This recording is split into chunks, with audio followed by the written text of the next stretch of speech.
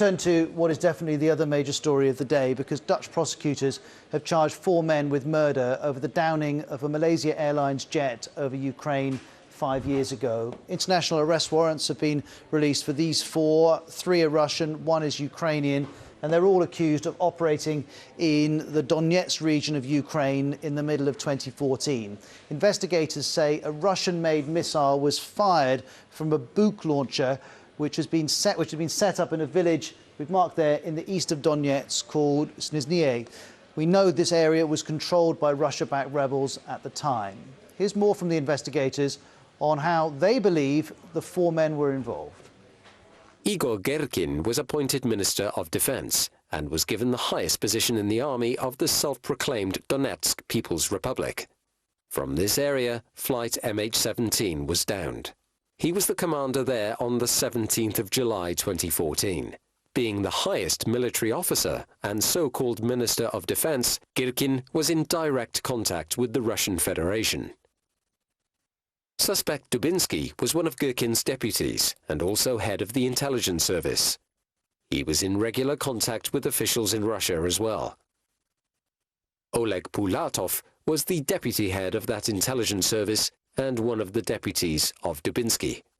And suspect Kharchenko was under the direct supervision of Dubinsky and led a military unit in the region as the commander. From the so-called defense minister to the commander on the ground, together they formed a chain linking the self-proclaimed Donetsk People's Republic with the Russian Federation.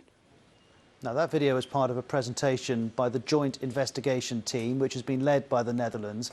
And the Dutch are heavily involved because flight MH17 was travelling from Amsterdam en route to Kuala Lumpur when it was attacked above the east of Ukraine. 298 people were on board, 193 of them were Dutch. And the wreckage of the plane, after it had been attacked, fell to the ground in rebel-held territory in Donetsk. And here is a much more detailed map which shows you that the centre section, tail section, wing parts all landed near one village, but actually the debris was spread across several kilometres. So the cockpit was close to another village, the forward section a little bit further away from the main debris site itself. And all of this is clear evidence that the plane had broken up in the air. Since that day, many people have been involved in investigating what happened, including the investigative group Bellingcat, which has been heavily involved in this particular story. Today, it released yet another update on its investigations, naming 12 men, including the 4 who've been charged, and saying all 12